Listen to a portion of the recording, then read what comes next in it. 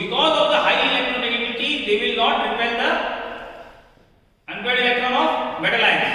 तो जब metal ion के unpaired इलेक्ट्रॉन जो है विकर्षित नहीं होंगे तो क्या होगा, वो वैसे वैसे रहेंगे, उसमें पेयरिंग नहीं होगी। तो यहाँ पे पेयरिंग नहीं होगी। जो 6 ब्रोमाइड Br- लिगेंडों की उपस्थिति में पुनर्विकर्ण या उपस्थिति में Mn2+ आयन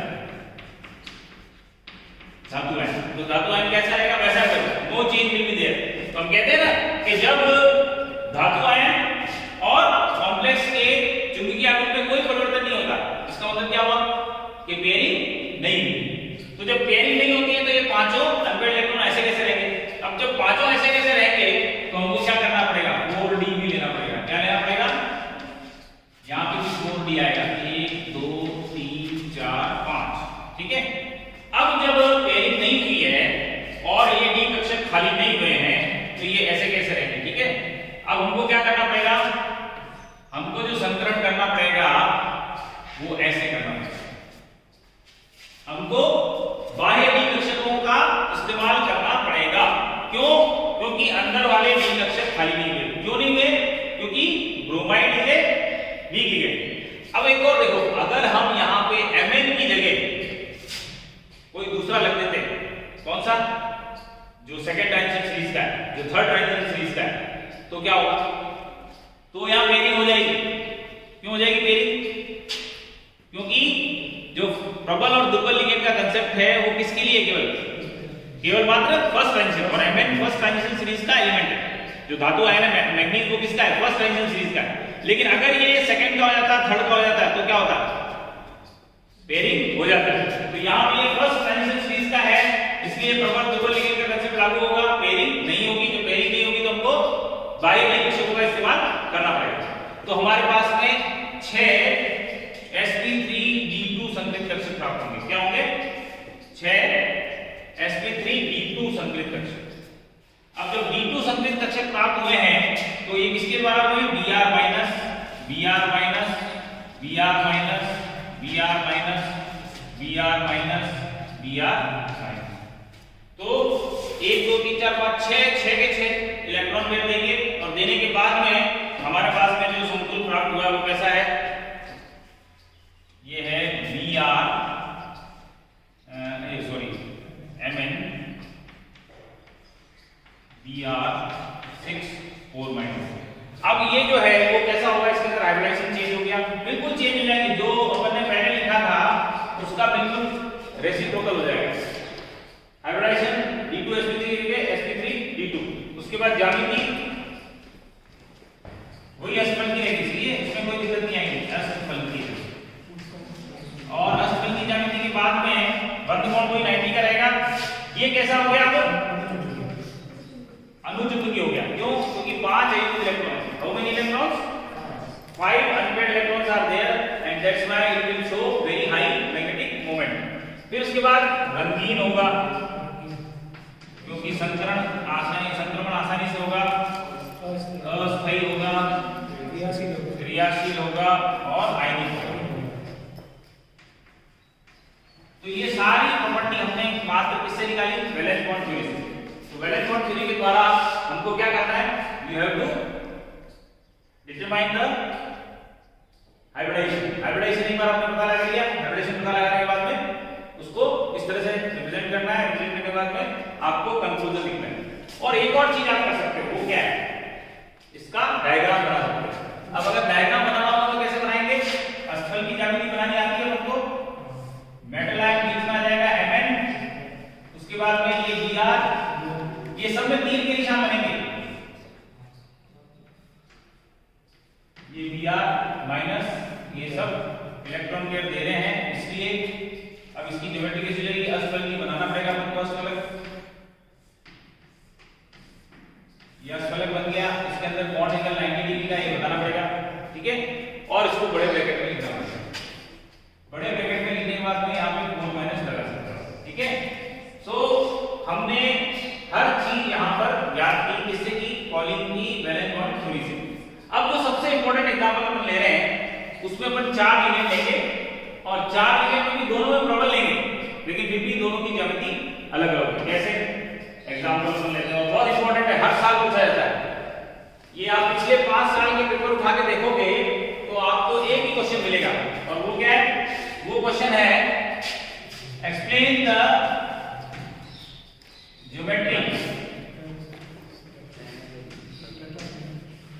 ये तो है निकल टेट्रासाइक्लाइड, ठीक है। और दूसरा पूछा जाता है निकल टेट्राकार्बोनेट। ये मैंने आपको पहले भी कहा था कि बहुत इंपॉर्टेंट है। क्यों इंपॉर्टेंट है वो भी आपको पता लगेगा।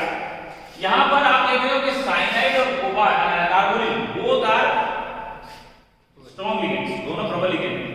प्रबल और दुर्बल लिगेंड का कांसेप्ट लागू हुआ क्योंकि दोनों में मेटल फर्स्ट ट्रांजिशन सीरीज का है।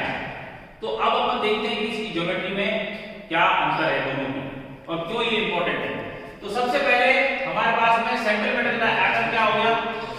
सेंट्रल मेटल का आयन हो गया निकल। निकल की कौन सी ऑक्सीजन स्टेट है? +2। तो निकल +2, निकल का क्या होता है? निकल 3d8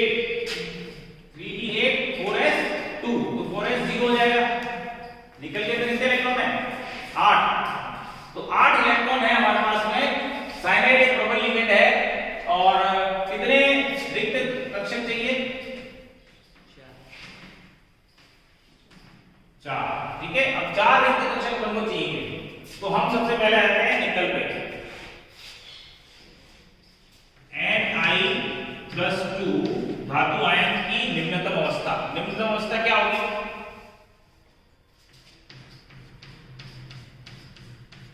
3d8 1 2 3 4 5 6 7 और ये 8, ठीक है। अब ये दो अनपेयर्ड इलेक्ट्रॉन इसमें हैं। उसके बाद में ये हो गया और ये हो गया, ये हो गया। तो 3d 4s 4p 4d। अब यहां पर भी अपन देखते हैं क्या हो सकता है।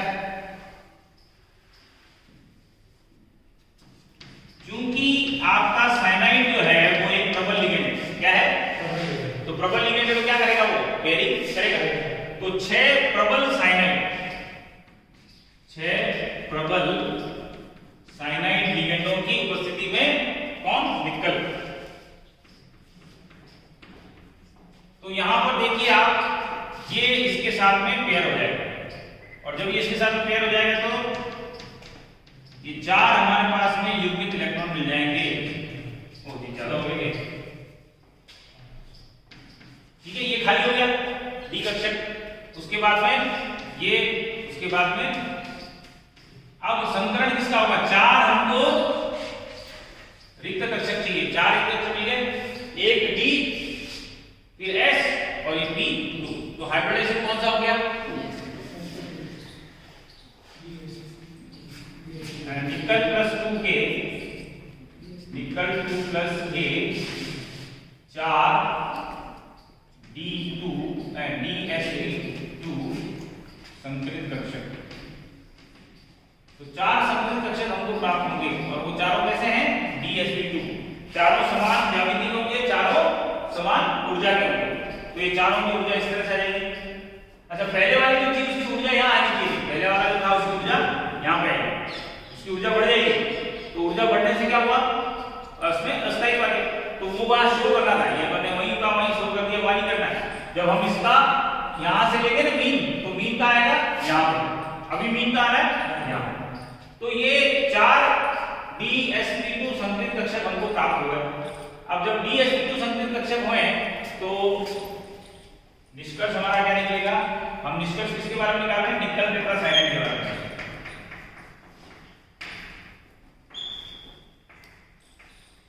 अब यहां पर आप देखेंगे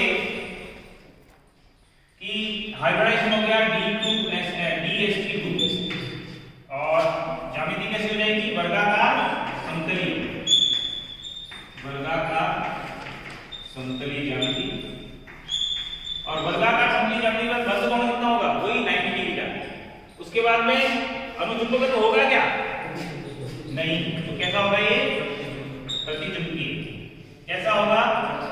रंगहीन। और ऐसा होगा स्थायी, अक्रियाशील और सहसंयोजक।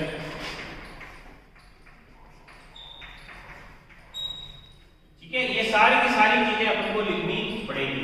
ये किसके लिए लिखा आपने? निकल के लिए, निकल टेट्रा साइनाइड के लिए। अब अपन आ जाते हैं निकल टेट्रा कार्बोनाइल। और ये निकल टेट्रा कार्बोनाइल जो है, इसके अंदर निकल की जो ऑक्सीजन अवस्था है वो क्या है? शून्य है। क्यों? क्योंकि लिगेंड क्या है? कार्बोनिल।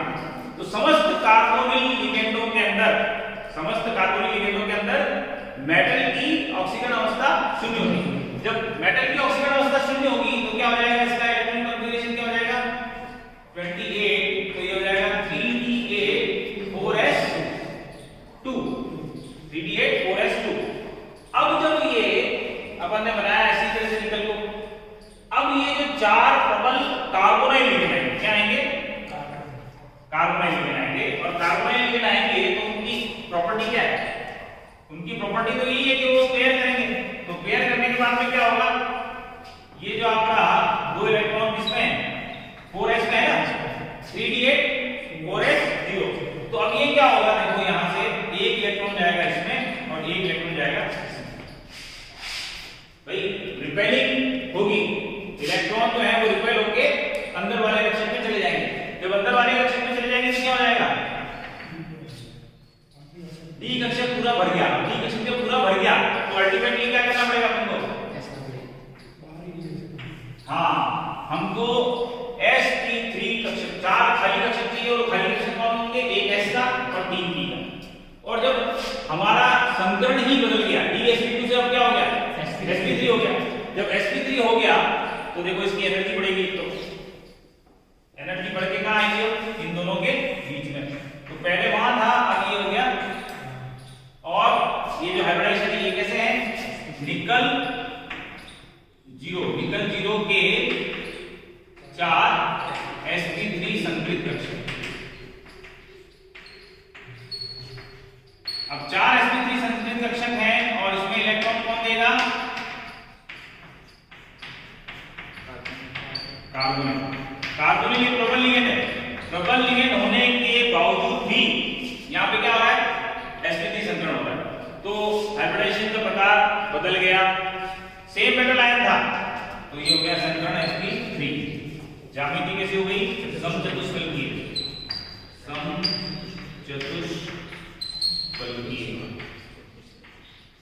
समचतुष्फलकीय ज्यामिति। बॉन्ड एंगल कितने का होगा?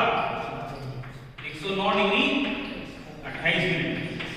फिर उसके बाद में कैसा होगा? ये प्रतिजुम्बकीय, रंगहीन, स्थायी, अक्रियाशील।